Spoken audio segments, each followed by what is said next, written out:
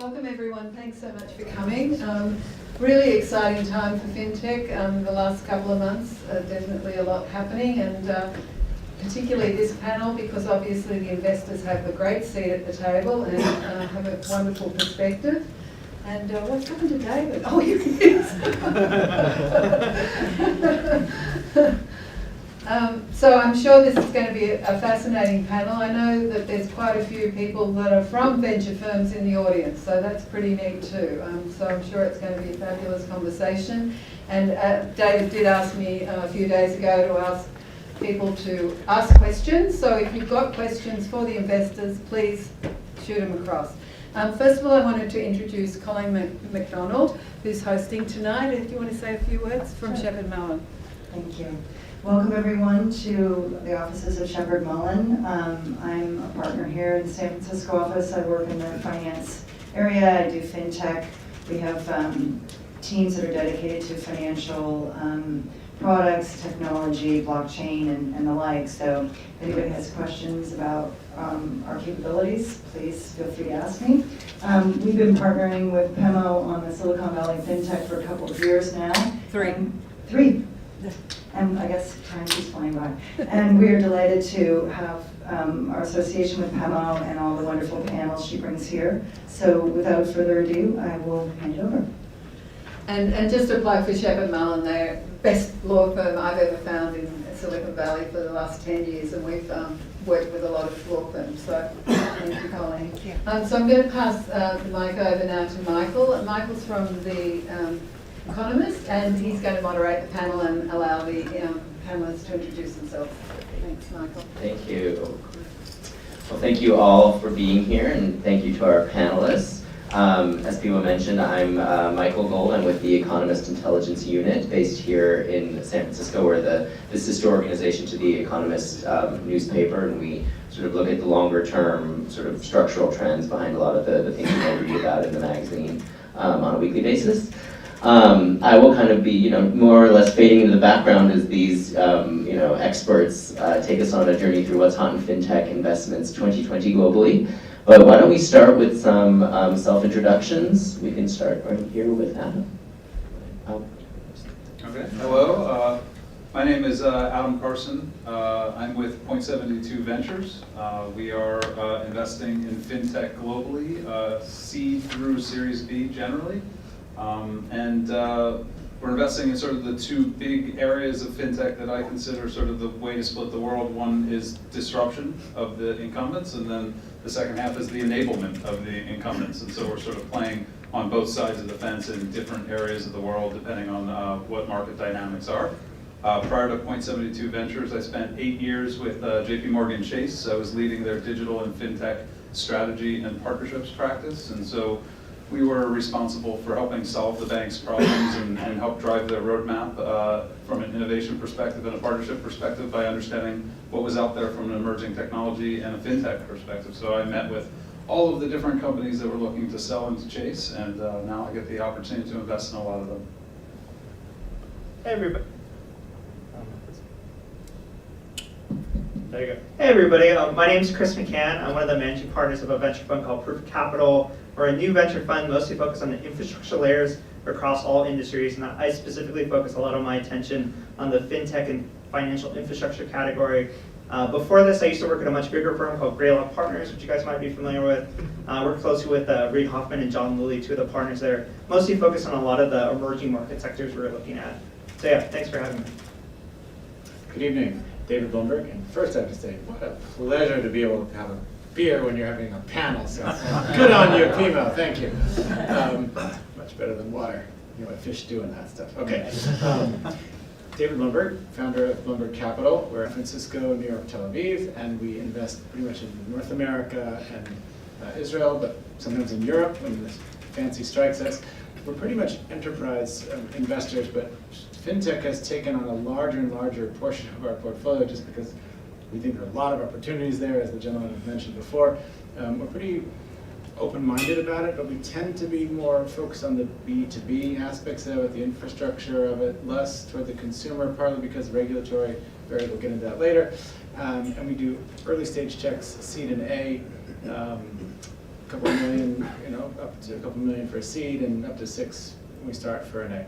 And open-minded to entrepreneurs from anywhere in the world.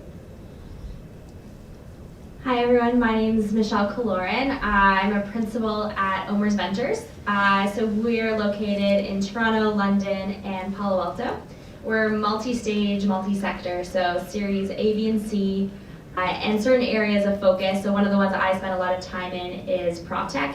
So anything real estate related, which kind of fits under the FinTech bucket. So I've spent a lot of time looking at anything residential and also anything on the commercial side as well. Great. So at the risk of abrogating my duties as a creative moderator, I'm going to start with a very obvious question.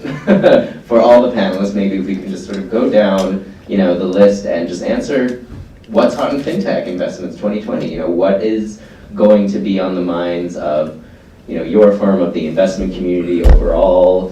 FinTech is obviously a very huge, category, right? So we've got, everything, PropTech, we've got cryptocurrencies, everything is in there. So maybe we can just start with that and just sort of see where it goes from there. Okay.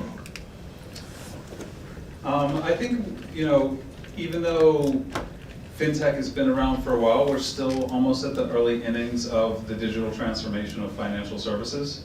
So we still see a long way for the big brick and mortar banks to transform, and at the same time we have a lot of new up-and-coming FinTechs that are going digital and direct to consumer, and that way direct to small business.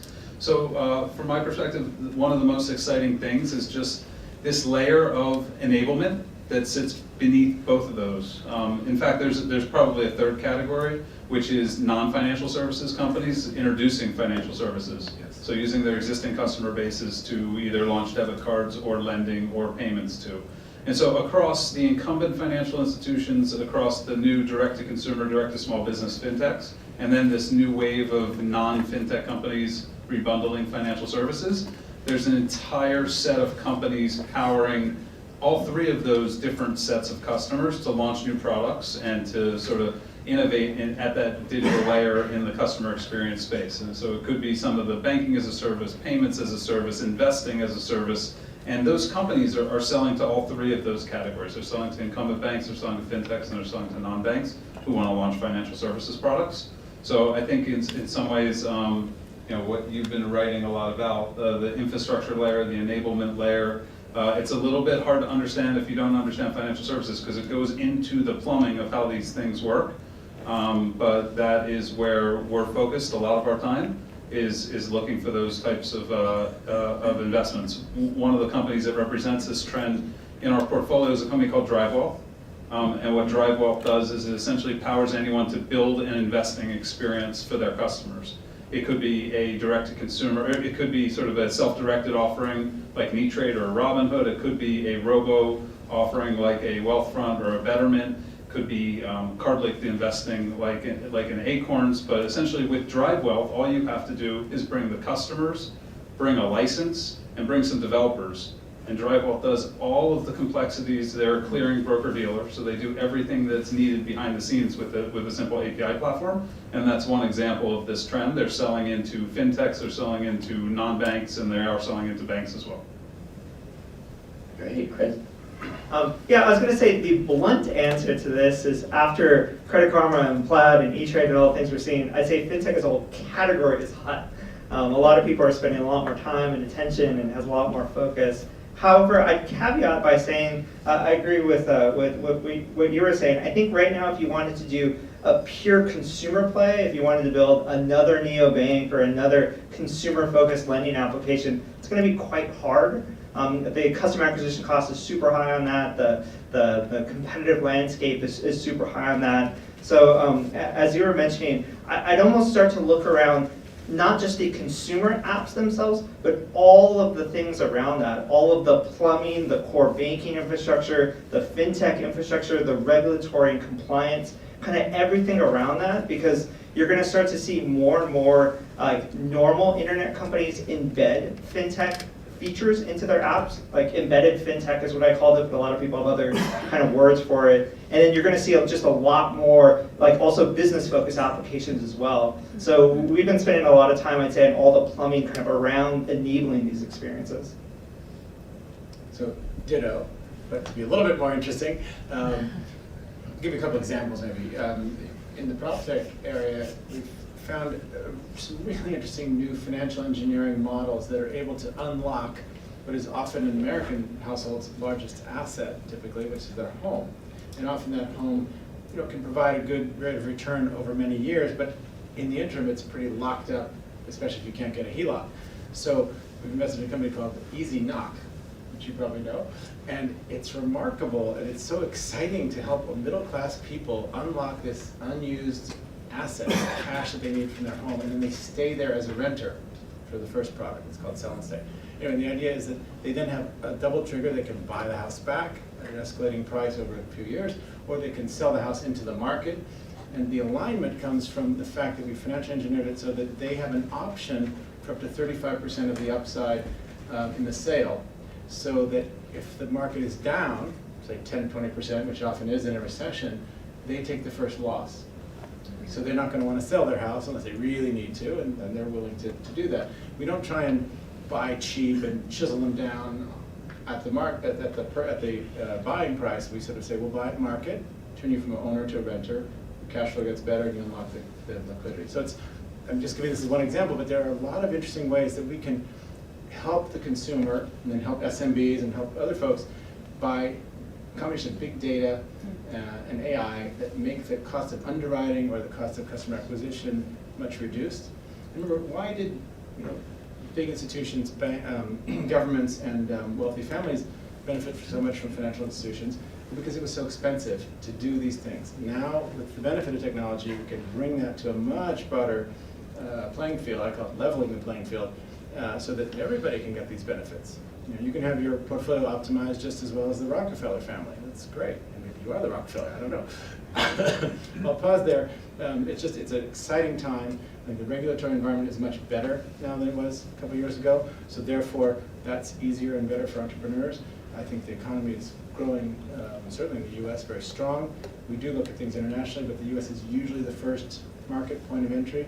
And then if you're also looking at the expansion of underbanked folks, that's obviously a giant market for now and future, because there's so many people who have not had traditional banking institutions, and they're getting the first leg up, and it's a wireless one, it's a mobile one, it's infinitely easier than a lot of the legacy stuff we have to deal with. Building off of the PropTech side of it, the U.S. housing market is valued at over $30 trillion. So this asset class, access to it has been limited in the past. So if you think about accessibility, what we're really excited about is there's two sides of it. There's for the first-time home buyer, and buying a home is harder than ever right now. So getting access in these different types of products that enable you to get access is fascinating. But on the other side, a lot of these companies have a structure where they have an operating company and a property company. And this is where they're raising capital from traditional real estate investors to access the asset class from that side as well. And it's very interesting, some of these business models that we're seeing where this capital side is enabling the more traditional, say, venture side or operating company that's out there, and it's to access this asset class, which has been more difficult in the past. So anything around accessibility, we love.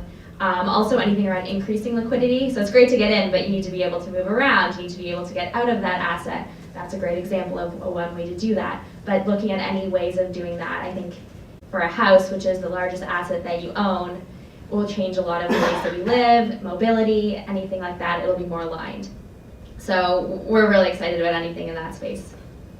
Great. No, some really interesting insights there, and kind of just the sort of the very broad brushstrokes about what you guys are looking at. I kind of wanted to go back to something we were talking around the plumbing aspect of it. And Chris, you brought this up, and I think this kind of ties into something that I was interested in around, I guess, the tech side of FinTech, right? Because we were talking about artificial intelligence and machine learning, sort of optimizing a lot of these processes, right? Sort of customer acquisition and whatnot. Can you discuss some of the more sort of like nuts and bolts, the nitty gritty behind that, and then also, what exactly are the efficiencies that you're realizing that weren't there maybe like a year ago, and that maybe this year we'll see, looking crystal ball gazing, we'll see accelerate even a little bit more. Yeah. Yeah. Maybe I'll preface by saying this. Like, one thing, maybe a little bit as an outsider for people looking into this space. Sometimes the fintech space is really complicated because any one of these areas, like real estate, mortgages, lending, they all have this very, very, very deep infrastructure, and sometimes they intersect, sometimes they're very different. And so I will try to answer that question simply, because that could also be, I wrote a whole post on it, so it could take a long time. Maybe I'll just start with simple banking checking. With checking, I think most people know what it is, have a checking account, and it seems very simple. However, when you actually look at the plumbing underneath it, it gets sort of complicated. For most individual banks themselves, there's usually the core banking system. So think like FIS, Pfizer, Jack Henry. A lot of people don't even know a lot of these companies. They're so sort of hidden beneath the weeds. But these are the companies that provide the core ledger, the core accounts, the checking and routing numbers, kind of all the hooks into ATM systems and all of that stuff. These are really, really massively multi-billion-dollar companies with sort of huge amount of revenue attached to it. And then on top of that, when you sort of layer onto this, some of the more new things you're seeing is a lot of the fintech companies, what they're doing is they're partnering with a partner bank and using their regulatory licenses to be able to offer checking accounts inside their app without them needing to be a bank themselves. So a lot of companies are doing this through Evolve Bank and Trust, and then there's a lot of sort of small Midwestern community banks that do this. Some of them do it via an API platform. Some of them you also need to run your own core banking infrastructure in parallel. But this is how many of the fintech applications are sort of launching and enabling their services on top of it. And it kind of goes further from there, and again, every single subspace is very different, but that's a very tiny brief snippet on just pure checking as an example. And are you seeing that some of these fintechs are bringing efficiencies in their plumbing to the banks, say, that they're partnering with? And I don't know, maybe you can chime in on this, Jimmy. You were working at Chase, obviously, and obviously you must have had technology partners, right, that were kind of sitting behind a lot of some of the financial activities. Maybe you can discuss that a little bit. Well, at the big banks, Chase, Bank of America, Wells, they actually have massive IT departments that are building a lot of this stuff, and they run it all in their own data centers. And so I think JP Morgan Chase had 50,000 people in their technology organization. So they could kind of do everything themselves. They still did use a lot of technology from different players, but contrast that to a smaller bank, a community bank, even just like a regional bank, and their IT department is managing a lot of the tech vendors that do everything for them. And these are really old technology companies. A lot of the implementations are legacy technologies. And so there's a huge opportunity for fintechs to sell into banks to sort of, let's say, just upgrade that technology. A great example is, the neobanks and the fintechs, they all came out with this really easy way to open an account online without having to go into a branch. 5 years ago, none of the big banks had digital account opening. You'd think it was crazy, but you pretty much had to go into a branch to open it, and certainly not mobile account opening. And now, Chase and B of A and Wells, they get the joke that it's really important to be able to allow people to open an account inside of their mobile app. So they've all done that, but it's taken millions of dollars and hundreds of IT resources to do that. So now, what is the small bank to do? The big sort of legacy infrastructure players are not moving quick enough to provide them with solutions. So there are startups doing that. We've invested and we just announced this week an investment in a company called Mantle that essentially does digital account opening software for smaller banks to help them compete with the large banks like Chase and also with the fintechs who have these really slick, go online, go to the web, go to the app and open an account in 2 or 3 minutes. And so there's just a lot of opportunities like that. There's a lot of little mini spaces for next-gen solutions that are digital first, don't require a banker, don't require in-person presence, and the entire sort of way that things work is changing. Everything from identity verification to the way that you open the account, to the way that you service the account, and even the way that new products are sold. They used to be sold by a banker in a branch. How are they being sold now? Through personalization and marketing software that sits inside the application. So when we talk about digital first solutions, right? I mean, obviously, one aspect of that that seems to be transforming a lot of industries is AI, of course. Is machine learning. Where do we see that coming into play? In most of the to the highest extent possible in the companies that you guys are looking at, right? Is it something that big banks are trying to develop internally because they have a lot of data? Or are they going with partners? How is that impacting PropTech? I want to sort of dig into some of those aspects. You want to go first? On the PropTech side, I think an interesting area where we're seeing predictive AI is around valuations and pricing. So there's a category that's improving in the liquidity space around iBuyers, for example. And what they will do is, if you're an existing homeowner, they will give you an offer like right away for the price of your home, and they'll give you a cash offer in days. And the AI using different data sets, there's many different data sets that different companies are using to get to those values. I think that's a very interesting way on the liquidity side that we're seeing AI being used. And I'll give a couple. One company right around the corner here called Fundbox came out of the recession of 2008-9. Interesting sidebar from that recession was that everyone said, oh, it's the big banks that are the big problems and the home mortgages are the ones that are going to suffer. But really it was small business that actually suffered, because the day sales outstanding ratio is a measure of your receivables. For a typical small business, it's 45 days. During the recession, it went to 90 days.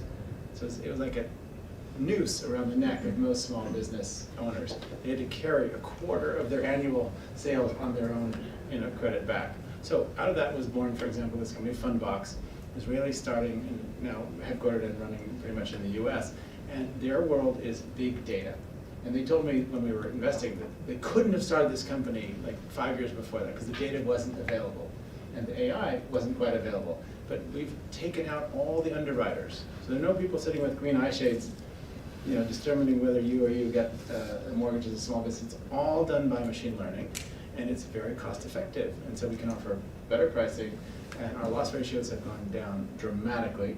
Because in FinTech, there's a dirty little secret. It's easy to lend and grow and grow and grow to satisfy your VCs. But unless you can also collect the loans, you're going to go out of business pretty fast. So you want to do things in the right ratio. So that's one. Another one, EarnUp, is an interesting example also right around here. And they start helping people automatically pay down their mortgages. You never miss it. And then why don't you have your own family office? You may not be a Rockefeller, but let's have it optimized so that you pay your mortgage twice a month instead of once a month. And then you shorten the term and you reduce the amount of interest you pay over time. That's something rich people have done for years. But the average person wouldn't necessarily know about that technique or be disciplined enough to do it for themselves. So these are kind of examples where AI can really come to bear and help just bring these incredible financial engineering tools to everybody. Yeah, maybe I'll give like two other different examples. One, a company that Gray elected, I can't say the name, but one of the things that's really important for a lot of this stuff is when you start talking about AI and predictive models, it's actually having the data in the first place. And a lot of the things, again, when you look into the dirty plumbing of a lot of things in the banking space, a lot of things are on PDFs and faxes and PDFs up faxes, and it's kind of messy, and there's a lot of people that go into this. Paper. It's paper. And so there's a lot of companies, again, it's a very simple thing, but the digitization of records and storing them in like database formats that you could actually do stuff with. Again, it's a very small, simple thing, but in the core banking space is actually hugely important and a really painful problem. The more broader answer, like I'd say out there for kind of all the entrepreneurs, I'd say one of the more difficult things about data in this space is typically banks store everything themselves. It's all on-prem, it's all in their own data center.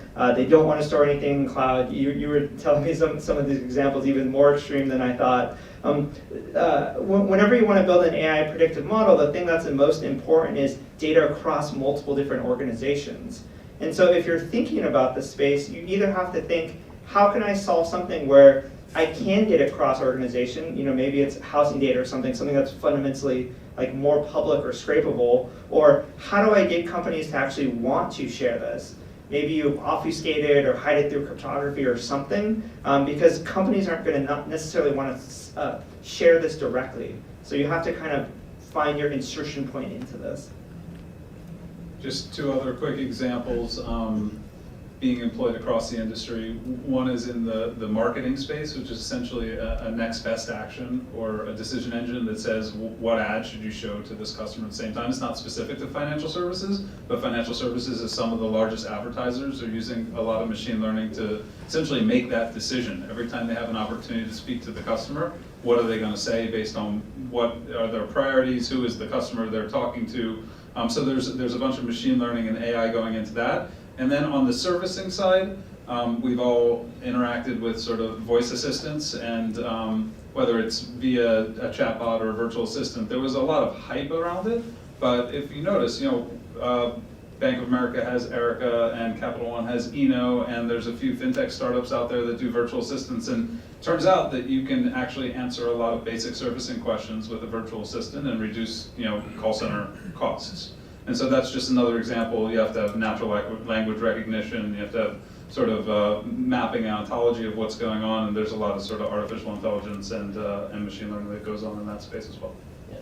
So, when we're talking about fintech investing, obviously, we're here, we're in the Bay Area and Silicon Valley, basically. And a lot of the models for some of the young companies here is the sort of blitz scaling, right? You really want to grow super quick. Establish a customer base and then worry about profits later, right? But I mean, you were talking about, Chris, in one of your posts, is that there's the entry, so the entry barriers for a lot of these companies is so low. What are you seeing then in terms of competition around that space? Like, do you think that the companies that are really growing the quickest are sort of in the consumer space? Do you think they're more in the business, the B2B space? Where do we actually see a lot of the growth among those really small, quickly growing?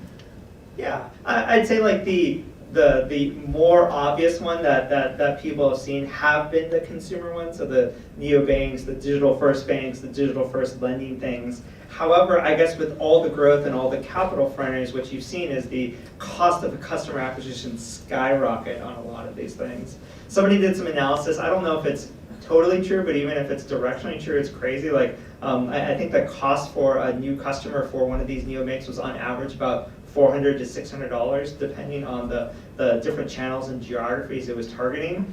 I don't know if that's like exactly the number, but even if that's directionally the number, like that's very, very, very high.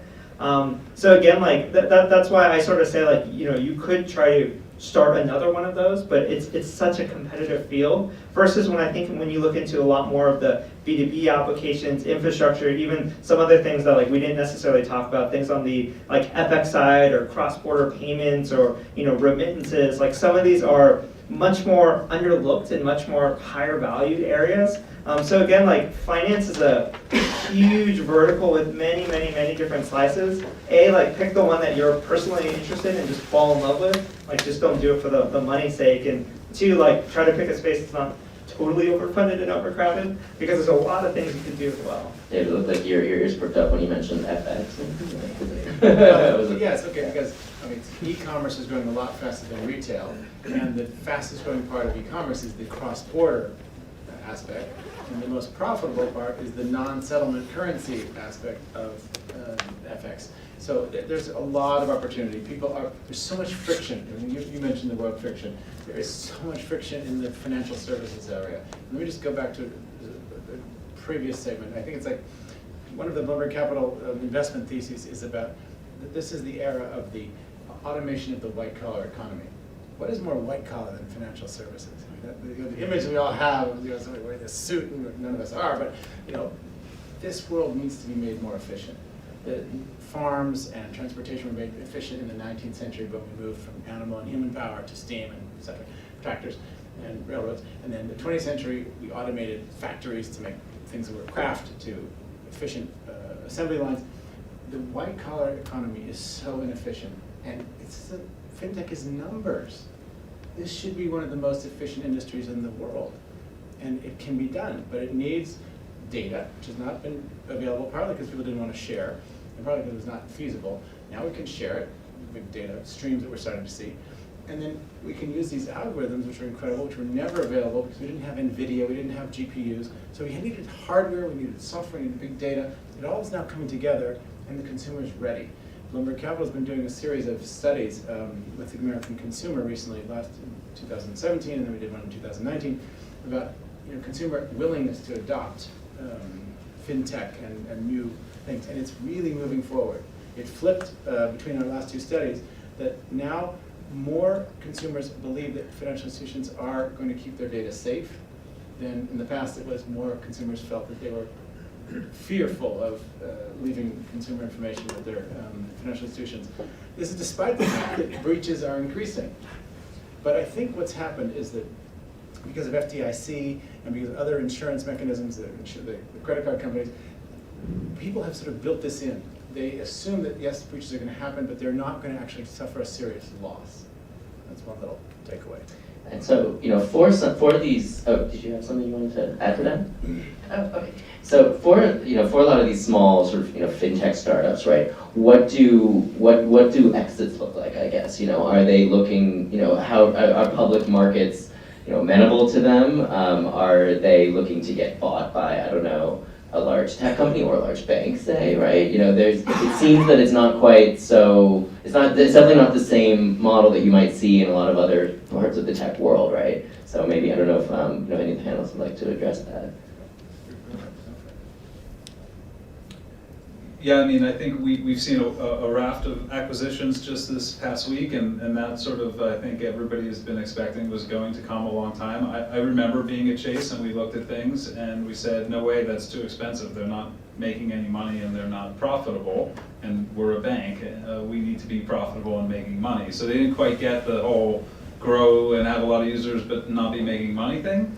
It turns out that there are some good businesses being built. I think Credit Karma is a great example of that, but that did not happen overnight. That company has been around for a long time, and it's taken a long time to grow to the size it is. Where we have made a focus on investing in companies that are really generating software as a service revenue, selling into financial services, and so there are clear exits for those. They're essentially the companies that they're going up against, the big incumbents, the Fiservs, the FISs, the Jack Henrys, the TSYS, the Black Knights, all of these big legacy technology companies buy software companies to augment, transform, and grow. And so if you are playing in more of the B2B enterprise software space as it relates to FinTech, there are obvious acquirers there. In the direct-to-consumer space, it's not clear. It's not clear if the banks are going to buy them. It's not clear that Google and Apple are going to buy them. There might be Squares and PayPals and Intuits that do make acquisitions in this space. They have more of a culture match. The one acquisition that JP Morgan Chase made when I was there was a company called WePay, which was a Silicon Valley company, and while that's been going okay, it was not it was a tough fit to put a Silicon Valley company with 250 people into a company with 250,000 people and offices around the world that liked all their data on-prem and didn't like all this next-gen software from a security perspective. So there's some cultural fits with banks eating some of these next-generation startups, but from a B2B software perspective, there's a very natural fit for, and very natural acquirers for some of those businesses. David? Let me just go to an intermediate step. Before you buy, you try. So that was the old Cisco mantra. They would invest in a company and then they might buy in the internet world that they turn into the Borg. It's the famous acquirer of many, many networking companies. So in FinTech, the last 2 years, we saw a dramatic change in the corporate appetite to invest in FinTech companies. One example from Canada, where Omer reigns supreme, with a company called Truly You, and Omer is a friend of it. You're in Queensland, not Truly. Sorry, that was in the name. They're both in Vancouver. Anyway, the point is that this company had us as seed investors, and then along came American Express. And what they do is KYC and AML. Okay? Know your customers. It's in the compliance world, and it's global. Compliance and regulatory tech is pretty straightforward if it's domestic.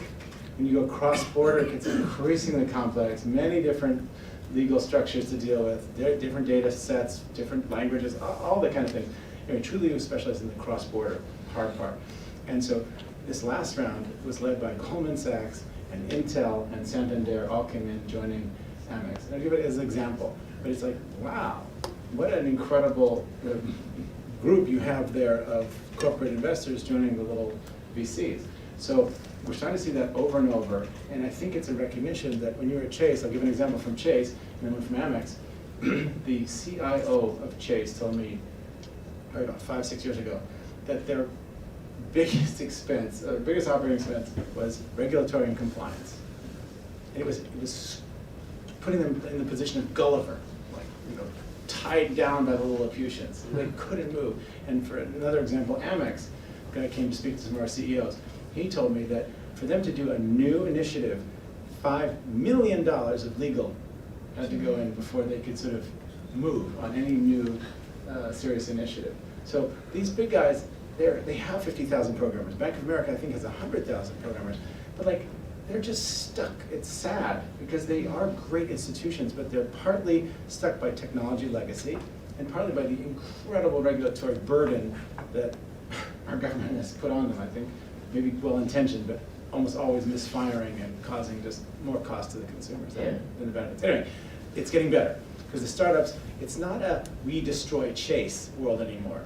It's we're going to cooperate. There'll be some competition, there'll be some disruption, but mostly there's going to be cooperation, in my view. Yeah, and then kind of on the other side of it, we have the role of big tech, right? And Facebook obviously made news last year, for trying to launch its own cryptocurrency, which who knows whether that will see the light of day. In fact, the Economist cover story this week is on the amazing bull run of these, basically these 5 essential companies that have essentially come to dominate the American economy, except more or less in finance, right? So do we see this changing at all? Is Libra the beginning of something, or is it just, a sort of a stumble toward a finish line that doesn't really exist? What are your guys' views? Yeah, I guess my thought on that is a little bit less on just the pure big tech company side, and maybe back to the one of the themes that we talked about earlier of this whole concept, at least I was calling it, other people called embedded FinTech, is you're seeing more and more of these tech companies actually want to own the financial sort of premise of the customer life cycle. They don't necessarily want to be the bank themselves, but they want to offer all the banking features. So think like if I'm Uber, I want my Uber drivers to be able to have an account in the Uber app, earn their earnings in the Uber app, be able to issue a card from the Uber app, be able to spend it, be able to leave their money there, be able to, maybe even like savings accounts or money market accounts, or maybe even brokerage accounts. Wouldn't it be great if sort of the whole value chain was internal to my app? The implications of that are really interesting because if you take that to its logical conclusion, companies, the financial services of a company might actually be a better monetization channel rather than advertising itself, or maybe even more than subscription services, maybe. So what you're seeing is kind of the very, very, very tip of the iceberg of these tech companies starting to play with financial features, which I think this is a longer term trend we're going to see a lot more of. And oh, go ahead. It's a bad analogy, but FinTech is to enterprise software as alcohol is to the food and beverage category. It's the highest margin general area. There are a few exceptions to that, but it's a meaty area. A lot of it driven by inefficiency and many, many players taking a cut along the way. So the promise of the efficiency that AI, big data, and new tech platforms bring is streamlining it. Some people will get cut out, some middlemen will go away, but the consumer will benefit, the small business will benefit, society will benefit, because again, if you have frictionless capital, it really can help grow things. Think in your life, if things didn't cost as much to borrow, or they were more liquid and they were less inflexible in your assets and so on and so forth.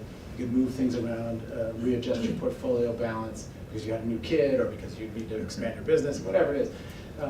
That's a good thing. So the world is getting better. And the world is also, there's another interesting point that's not well appreciated. The world is getting richer very fast. From zero, Jesus, carpenter, average income $600 a year in inflation-adjusted numbers, till 1800. The world grew at 0.1% GDP per capita for 1,800 years. 1800, the bond market started, the capital market started. We started moving capital to higher, better uses and getting a return on it. And the growth rate magically went up to 1.25% per year, despite increased population. And from 1975 onward, it's been growing at 3% plus per year. The world is getting richer really fast. Poverty has dropped 94% in the last, I think, 40, 50 years, or 200, maybe 200 years. But it's incredible. So all these people need bank accounts. People didn't have 80% of people didn't have bank accounts 2 decades ago. Today, many, many more do, and ultimately we'll get the place, hopefully, where everybody does. Okay, stop. Yeah, and I wanted to actually come back to you on one point, because the one thing that I think when we're looking at the relationship with big tech and finance, or even small tech and finance, is regulation, right? And you having worked at Chase, must it must have entered your day-to-day lexicon in various different ways. So what do you think are the main factors that I guess tech, both big and small, will need to think about as, say, what Chris was saying, they're sort of adding these sort of financial accoutrements, right, to what they're doing. Well, it's been talked about that it's the sort of regulations that slows the big financial institutions down, and I think that that's one of the big reasons why we haven't seen the big tech companies jump headfirst in financial services, is because their advantage in this world seems to be able to move fast and fail, and you don't necessarily want your bank or financial institution to be moving fast and failing, or, oh, sorry, that product didn't work, we'll try again later. Like, you don't see banks doing that very often. And I think that that's one of the reasons that has kept the big tech companies out there. That being said, if you boil down financial services to its core layers, it's at this point, it's money is data associated with an identity, and that's payments, and that's why we've seen the big tech companies go into payments, is because with mobile phones, they own the identity to some extent, and they know how to deal with data, right? And they're also global, right? So they can introduce this stuff. So. Even talking about machine learning, Amazon does quite a bit of lending to small businesses behind the scenes. Apple and Google with their mobile devices are doing a lot of payments, and Facebook is saying, hey, we have a big play in identity here too. Can we take a small piece of this global payments volume?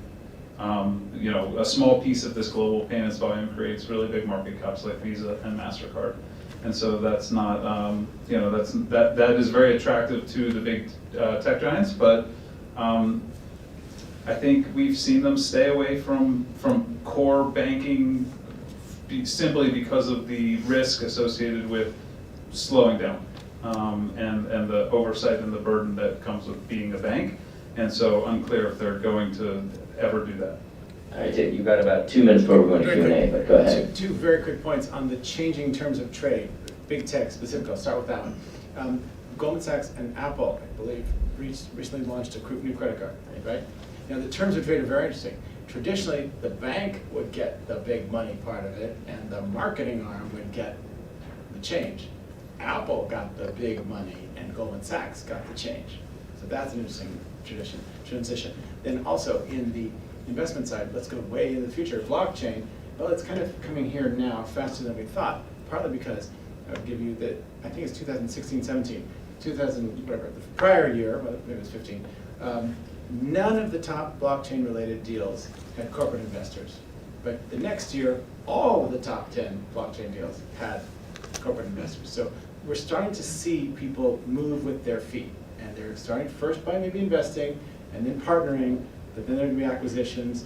And of course, some of the independent startups will go out and become giant companies of the future. But there's increasingly understanding that this is going to happen. It's just a matter of when. Great. All right. Well, let's move to Q&A. We've got about 15 minutes. I'm sure there's some burning questions in the audience. Do we have any mics that are going to go around? Or just, all right. Go ahead. Right. Thank you so much. My name is Gabriela. I had a question with respect to the point on KYC and AML. It's definitely one of those areas with huge friction, not only at the consumer level, but even at the investment firms level. Going cross-border, it becomes a pain. So as you think there's more innovation coming in, and More then, what? sorry, more innovation coming into the space. The question that I had is, banks actually take a different perspective on regulation. So some of them say, I'm just gonna comply with it day one, and like they prep in advance. Other ones say, you know what, I'm gonna be in the second tier. Other ones say, I'm gonna be in the third tier. So there is the question of complexity in the regulation, which is changing, right? It's a policy matter. And then second, the level of adoption of the bank depends on the bank, right? So obviously within certain parameters provided by law. How do you think FinTech can play in that space when there's really too much uncertainty in terms of what's gonna happen and the speed at which certain banks will adopt it in different regulations? Example, in different locations, example, Europe and FATCA. So just curious what your thoughts on that was.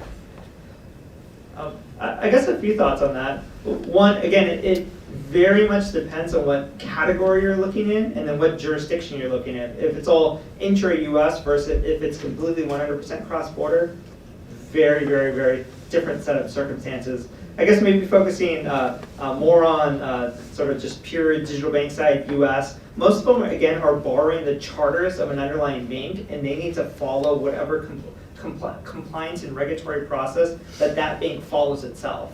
And then the interesting thing when you look at more of the sort of KYC, AML, and then even more of the reporting sides, like some of the SAR reports and CTR reports and all that, for all these fintech companies, it's not a nice to have. It is literally they need to do it, or else like they are literally violating laws.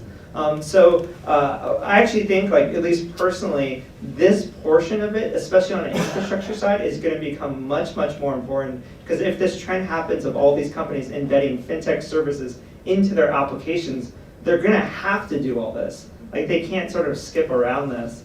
And again, I think the more cross-border you get, the more complicated this gets. And I'll just give the example from Chile. They set up in Canada, they were Canadian entrepreneurs, but they specifically set up in Canada because it was after the Snowden affair. And a lot of people were concerned about databases and traffic passing through the US, so they were there. Now, Canada had another benefit, and that was that the Canadian rules are extremely strict on privacy issues. So they took what I call a hub and spokes model. They have no data that they keep themselves. They were a Q&A session for KYC. If you want to apply to my bank, you'll fill in your data online, and then my TrueLead application is verifying from the various databases we partner with, you know, does she live at that address? Is that her right social security number? Da, da, da. So we don't keep any of the data. We're not a site for hacking because we don't have anything to steal, but we're verifying by setting up this yes/no ranking and profile of you, and that also complies now with all the European GDPR. So we kind of built the architecture the right way. I think if you've done it that way, that's great. But the world of the future is fragmented, it's complicated, it's different regulations, as you said, so you have to build for this kind of light, agile future, and it's not easy, especially for legacy folks. Advantage for young fintechs. I had a question. So geographically, where do you think the top fintech startups are going to be coming from? That was actually one of my questions I wasn't able to get to, so thank you. So we're investing globally around the world. We have a concentration here in the United States. Over the past 3 years, we've made a lot of investments in Latin America. So we see down there, and I think that there's been just a lot of activity: Mexico, Brazil, Argentina, Colombia.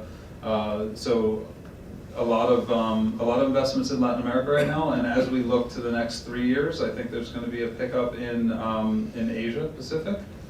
Sort of Southeast Asia, and then also we're keeping an eye out on Africa. So this is truly global. In some ways, Europe was a little bit ahead of the United States with regard to some of this disruption in the neobank trends. That's just a hard market to operate in. Every single country has its own sort of banking ecosystem and different customer preferences. But yeah, Latin America, Asia Pacific, and then sort of on the bleeding edge, I think, would be Africa. I didn't hear you mention US. Are you low? No, that's our largest concentration. Oh, is sorry, in the I United missed States. that. Okay. One quick comment to add to that. We're primarily focused on the US, but when you start to look at places in Asia, the payments and banking infrastructure is totally different there. One just like quick example, so people, particularly in like China, mainland China, people are just much more comfortable with keeping their assets or their money in a digital wallet with a digital balance. I was with my wife and kids in Xi'an, like out in the middle of kind of nowhere, and my son was crying for this ice cream. And there was this vendor, it was in the middle of nowhere. I couldn't speak Chinese, she couldn't speak English.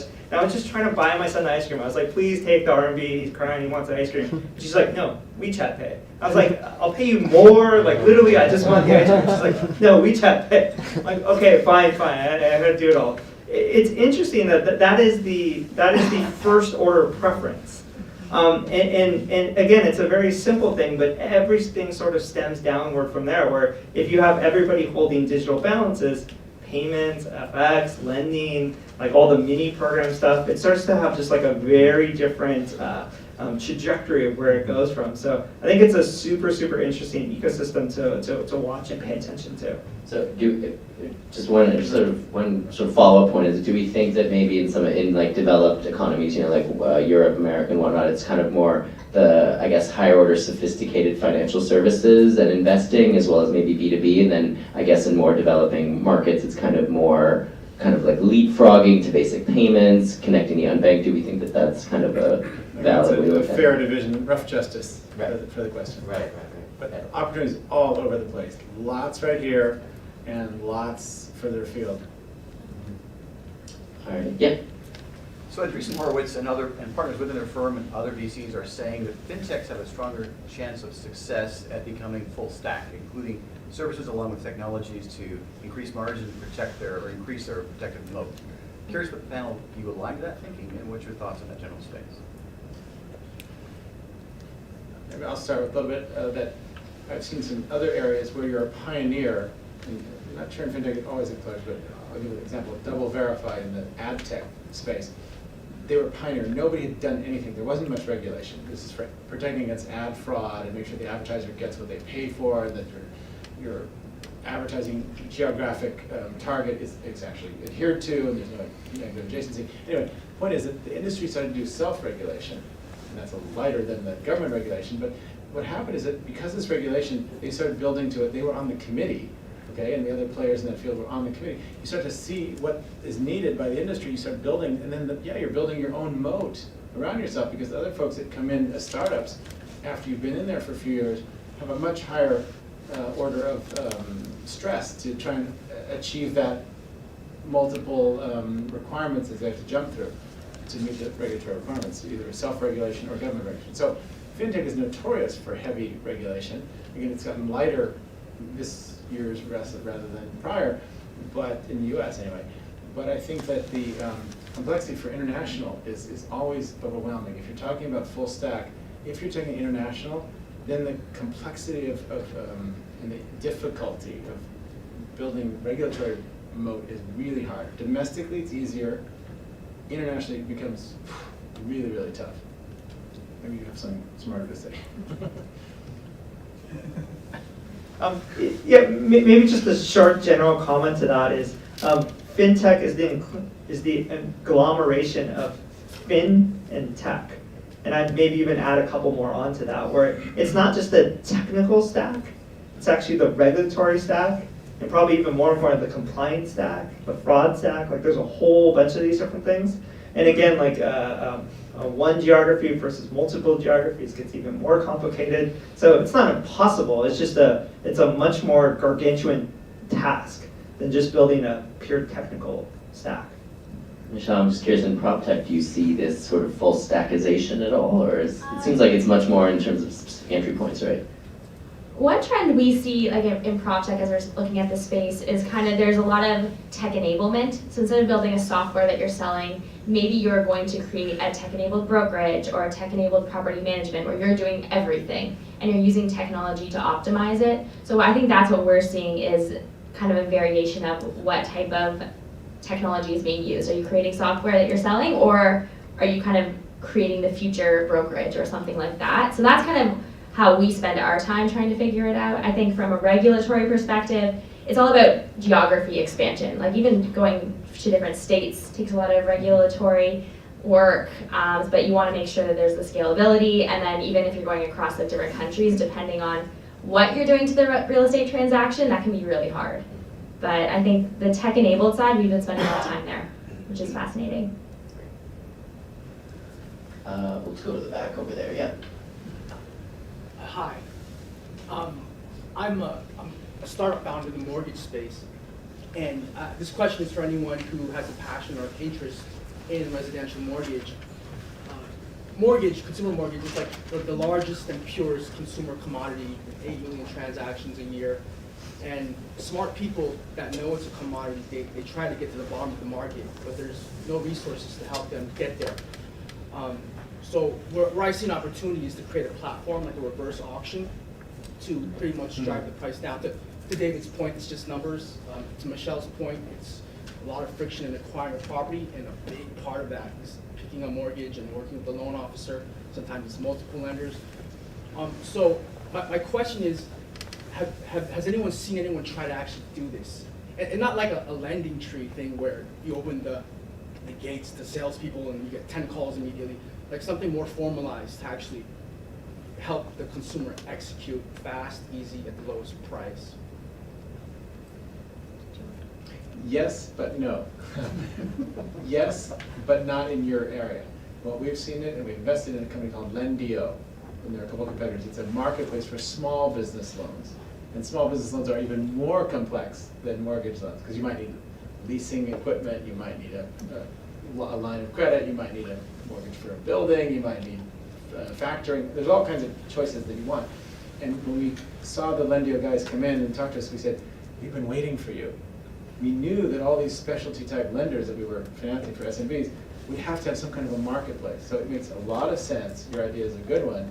I don't know the of state regulations, which might make it more complex, which don't generally affect small business lending, but you know, go for it. It sounds like an interesting area. We'd love to hear about it. Yeah, we'd love to hear more. Cool. Some deals happening here. Questions? Yeah, go ahead. Yep. Yeah. For FinTech companies that involve access to money for underwriting or lending or capital markets, I've noticed that a lot of small seed stage startups, you know, find some source of money, some rich person, some backer, but always end up going up market because, you know, when you need billions of dollars for a $1 billion company, that is concentrated in big private equity or, you know, public markets. Is that subject to change, or will the money that drives and fuels the fin part always be in these big institutions? I'll answer last, but Just in terms of if you're looking to get money to lend, like there's really only two ways to do it. You can either go to the big banks who are helping to essentially fund your balance sheet, or you can raise money from venture capitalists and try and lend that to get the flywheel started.